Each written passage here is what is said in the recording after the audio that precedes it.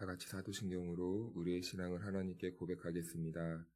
나는 전능하신 아버지 하나님, 천지의 창조주를 믿습니다. 나는 그의 유일하신 아들, 우리 주 예수 그리스도를 믿습니다. 그는 성령으로 잉태되어 동정녀 마리아에게서 나시고 본디오 빌라도에게 고난을 받아 십자가에 못 박혀 죽으시고 장사된 지 사흘 만에 죽은 자 가운데서 다시 살아나셨으며 하늘에 오르시어 전능하신 아버지 하나님 우편에 앉아 계시다가 거기로부터 살아있는 자와 죽은 자를 심판하러 오십니다. 나는 성령을 믿으며 거룩한 공교회와 성도의 교제와 죄를 용서받는 것과 몸의 부활과 영생을 믿습니다. 아멘. 찬송가 435장 다 같이 찬송하겠습니다.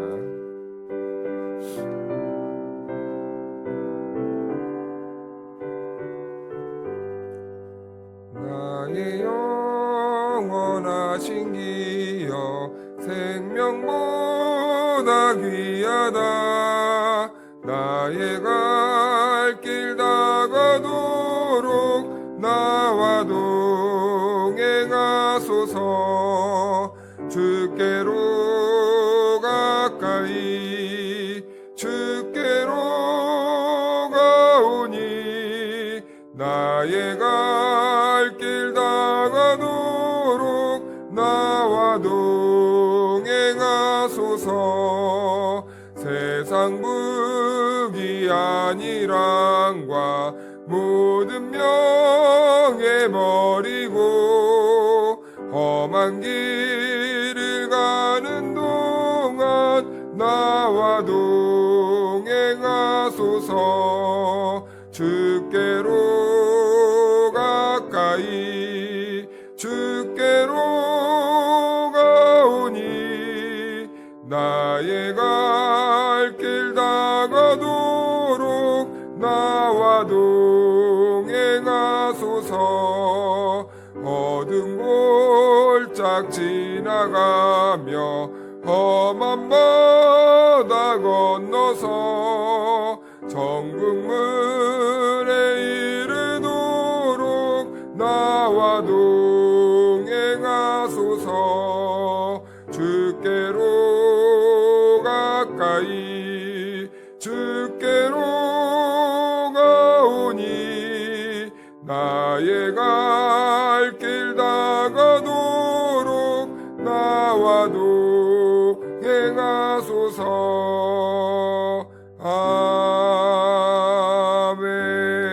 아멘. 오늘 우리에게 주신 하나님의 말씀은 출애굽기 21장 28절에서 36절입니다.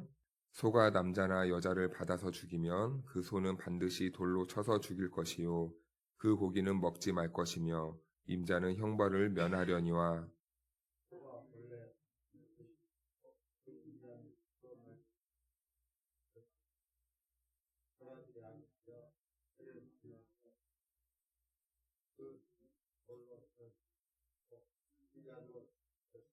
만일 그에게 속죄금을 부과하면 무릇 그 명령한 것을 생명의 대가로 낼 것이요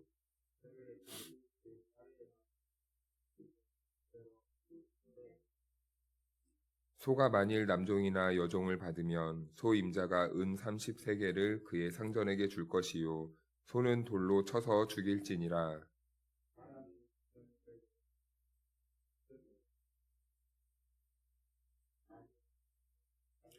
그 구덩이 주인이 잘 보상하여 짐승의 임자에게 돈을 줄 것이요 죽은 것은 그가 차지할 것이니라.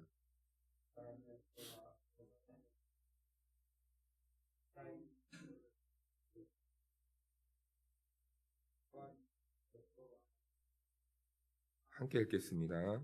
그 소가 본래 받는 버릇이 있는 줄을 알고도 그 임자가 단속하지 아니하였으면 그는 소를 갚을 것이요 죽은 것은 그가 차지할지니라. 아멘. 할렐루야. 네, 하나님의 은혜와 평강이 오늘 우리 모두에게 함께하기를 축복합니다. 오늘은 소에 관한 이야기가 나옵니다. 소. 그런데 여기 이 오늘 말씀에 감춰진 본문을 이렇게 보다 보면 꼭 소에 관한 얘기는 아니고 그 안에 깊이 감춰진 그 또 다른 의미가 있다는 것을 우리는 알게 됩니다. 그런데 이스라엘은 아직 광야에 있죠. 그래서 따로 아직 소에 관한 법은 필요가 없습니다. 그렇다면 이 법은 왜 하나님께서 제정해 주시는 것인가? 이제 이스라엘은 이제 광야를 지나면 가나안으로 들어가게 되는데 이제 거기에서의 생활에서 필요한 것이 소이기 때문에 소에 관해서 일어날 수 있는 여러 가지 법안을 지금 주시는 겁니다. 소에 관한 법은요, 생명 존중에 관한 법입니다. 여러 가지 각도에서 생활 속에서 벌어질 수 있는 일들을 하나님께서 미리 예측하시고 예견하셔서 이렇게 사는 게 좋겠다라는 것을 이스라엘 백성들에게 알려주고 있는 것이죠. 이스라엘은 가나안에 들어가면 이제 이동 생활이 아니라 정착해서 생활하게 됩니다. 정착하면서 그 안에서 이제 농사를 지으면서 이렇게 생활하게 되는데요. 그때 농사에 필요한 가장 중요한 도구가 있다면 뭐 여러 가지가 있겠지만 밭을 갈고 무거운 것을 이렇게 실어 나를 수 있는 소가 가장 중요한 도구가 됩니다. 그래서 오늘 여기에 본문에서는 이제 농경 사회를 살아가야 하는 이스라엘 백성들에게 가장 필요한 도구인 소가 등장하는 것이지 뭐 이 소가 뭐 특별한 뭐 능력이 있다거나 어떤 다른 이유가 있어서 등장한 말씀은 아닙니다. 또한 이 말씀은요, 우리가 착각할 때가 있는데 동물 복지라든지 동물 보호의 목적으로 또 하나님께서 말씀해 주는 그런 말씀은 아닙니다. 이 당시 소는 동물이라는 개념보다는 그 어떠한 개인에 대한 이 재물이나 또 재산이라는 개념이 매우 강했다는 것이죠. 그래서 29절 말씀을 보니까 소가 본래 받는 버릇이 있고 이렇게 말씀합니다. 소는 들이받는 본성이 원래 있다는 것입니다. 소가 처음 받았을 때는 어떠한 이 실수나 과실 차원에서 용서를 해줍니다. 그래서 죽이지 않아요. 그런데 이제 1차 경고를 하게 됩니다. 그런데 1차 경고 후에 또다시 소가 똑같은 일을 발생하게 되면 이제 그때부터는 이제 그 소의 주인에게 책임을 묻게 되는 것이죠. 1차 경고 후에 또다시 소가 들이받으면 그것은 이제 누구의 책임이 되냐면 이 소를 관리하는 주인이 제대로 관리하지 않은 이 관리소의 책임이 따르게 됩니다. 그러면 그 대가가 참으로 참혹한데요. 그 소가 들이받아서 죽은 생명을 이제 주인이 그의 생명으로 갚아야 되는 그런 말씀을 기록하고 있는 것이죠. 그렇다면 소와 관련된 법에서 중요한 것이 있다면 무엇일까요? 소가 중요하다는 겁니까? 아니면 상대방의 생명이 중요하다는 겁니까? 생명이 중요하다는 것을 하나님께서는 말씀해주고 있는 것입니다. 그래서 29절 말씀을 보면 사람을 받아서 죽인 소는요, 반드시 돌로 쳐 죽이게 되어 있습니다. 그리고 주인도 마찬가지로 똑같이 해야 합니다.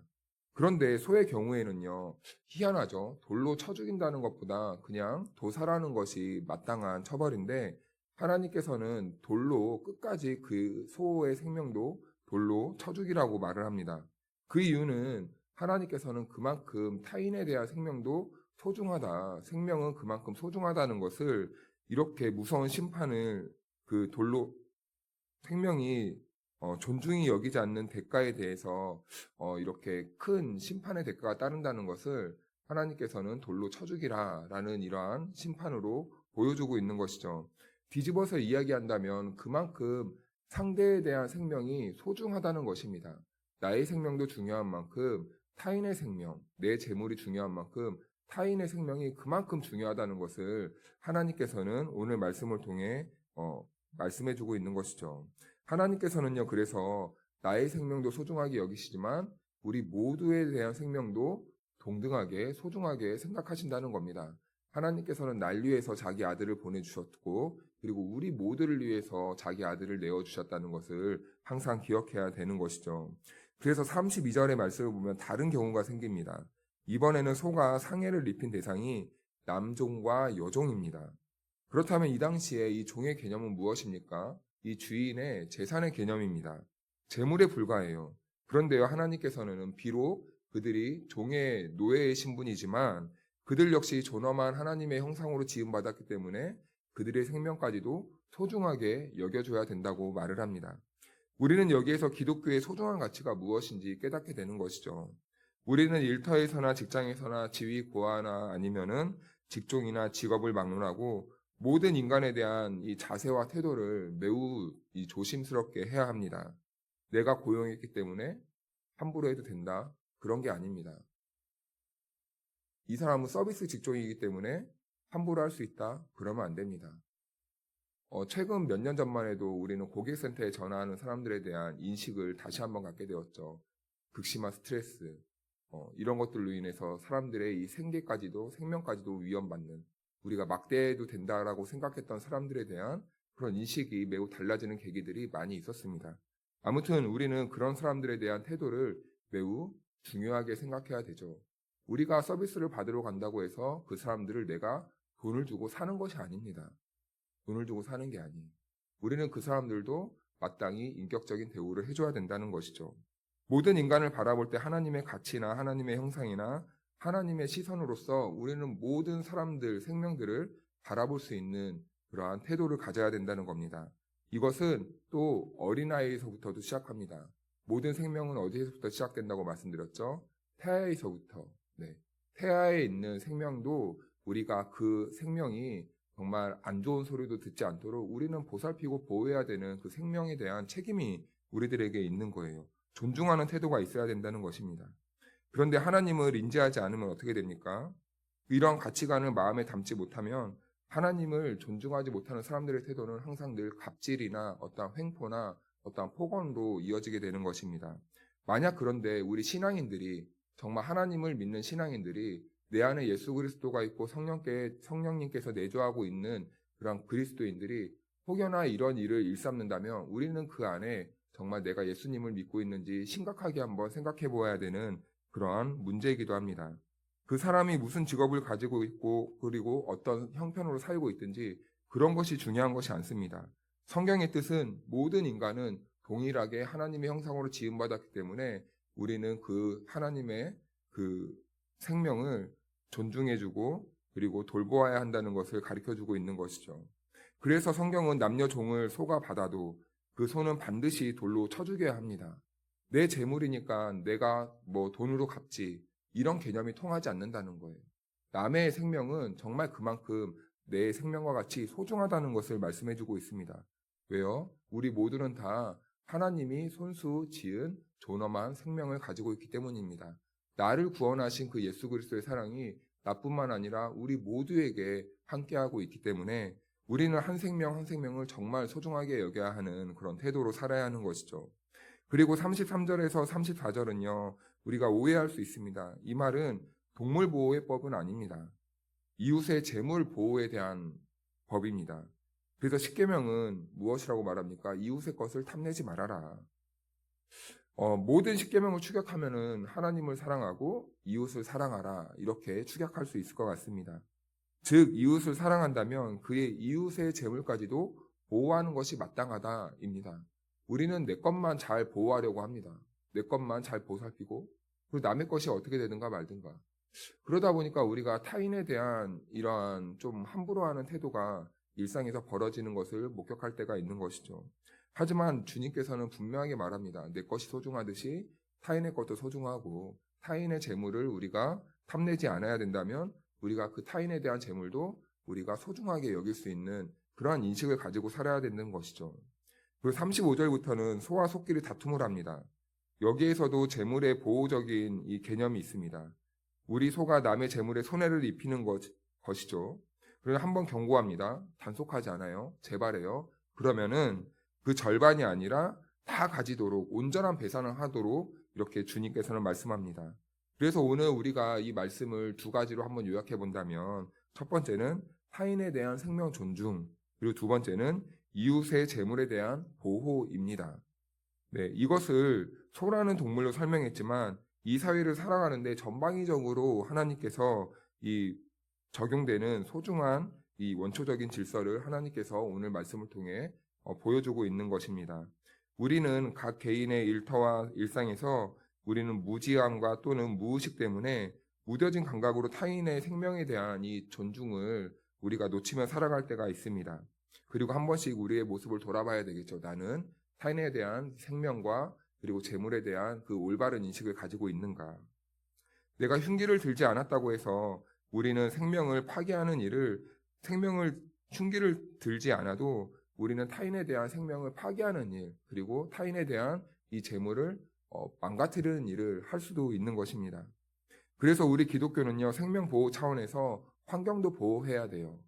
왜냐하면 환경이 망가지면 내가 내 건강도 망가지고 타인에 대한 건강도 망가지는 것입니다.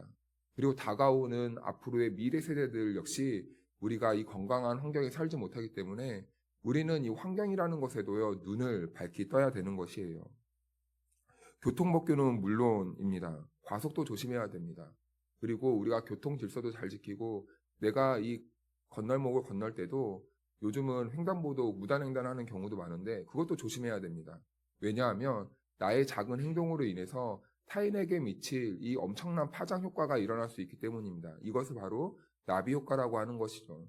내가 무단횡단 한번 함으로 인해서 타인이 긴장하게 되고 브레이크를 갑자기 밟게 되면 뒤에 오는 차와 또 사고가 날 수도 있는 것입니다. 그래서 우리는 질서와 법규가 있는 것이지 않겠습니까? 그리스도인들은 이 예수만 잘 믿고 천국 간다는 이 논리로만 살면 안 돼요. 이 세상이 하나님의 주권과 통치 그리고 하나님의 운영 아래에 있다는 것을 늘 깨어서 인식하며 살아야 됩니다. 그리고 그 세상을 하나님은 청지기인 우리들에게 맡기셨다는 거예요. 그래서 이 모든 질서 안에서 우리가 청지기로서 그 사명을 잘 감당해야 될 책임이 우리들에게 따르는 것입니다. 그래서 우리는 늘 하나님의 존엄한 형상으로 지음받은 인간의 생명을 존중히 여길 수 있는 그 겸허한 태도로 살아갈 수 있어야 되는 것이죠. 그리고 그 생명을 존중하는 만큼 이웃의 것도 우리가 소중하게 다룰 수 있는 그러한 믿음으로 살아야 합니다. 특히 과거의 인식과 오늘날의 인식은 극과 극으로 매우 달라지고 있습니다. 그러나 세상은 급격하게 변해도 우리 그리스도인으로서 품위를 지키면서 살아갈 수 있는 방법이 한 가지 있습니다. 그것은 내 안에 모든 살아있는 생명체는 하나님의 존엄한 형상으로 지음받은 정말 고귀한 생명이다. 이것만 우리 안에 제대로 박혀 있다면, 이 믿음이 우리 안에 있다면 우리는 어느 누구에게도 폭언이나 욕설이나 그리고 상해를 입힌다거나 그리고 아픔을 준다거나 이런 일들은 우리가 하지 않을 수 있는 것입니다. 그리고 매우 상대를 존중하고 사랑하는데 자연스럽게 되는 것입니다. 내가 하나님의 형상이듯 우리 모두가 하나님의 형상이라는 그 인식만 가지고 있으면요. 오늘 예배하는 우리 모두에게 그리스도의 마음이 있기를 주님의 이름으로 축원합니다. 그래서 부르신 그 자리에서 우리가 예수님이 날 위해 오셔서 생명을 살려주셨듯이 우리도 예수님과 같은 그 마음으로 상대방의 생명을 존중하고 살리는 그러한 복된 하루가 될 수 있기를 주님의 이름으로 축원합니다. 기도하겠습니다. 하나님 아버지, 오늘 말씀을 통해 우리를 향한 주님의 사랑과 그리고 생명의 귀함을 깨닫게 하시니 감사합니다. 주님께서 우리 한 사람 한 사람을 존귀하게 여기셨듯이 우리도 이제는 서로를 귀하게 여기며 살아갈 수 있도록 믿음과 은혜를 더하여 주시옵소서. 우리의 마음에 평안과 용기를 주셔서 오늘 하루를 주님이 주시는 힘으로 살아가게 하시고 만나는 모든 이웃에게도 주님의 사랑과 배려가 드러나는 복 있는 하루가 될 수 있도록 도와주시옵소서. 우리들의 작은 말과 행동까지도 생명을 살리는 도구가 되게 하시고 우리의 삶이 주님의 선하신 뜻을 증거하는 복된 하루가 되도록 인도하여 주시옵소서. 하나님, 새벽에 주 앞에 나온 성도들의 기도에 응답하시고 필요한 은혜를 공급하여 주옵소서. 지친 이들에게는 새 힘을 허락하여 주시고 염려하는 이들에게는 평안을 주시며 또한 앞길이 막힌 이들에게는 소망의 길을 열어 주옵소서. 오늘도 우리와 함께 하시는 예수님의 이름으로 기도하옵나이다.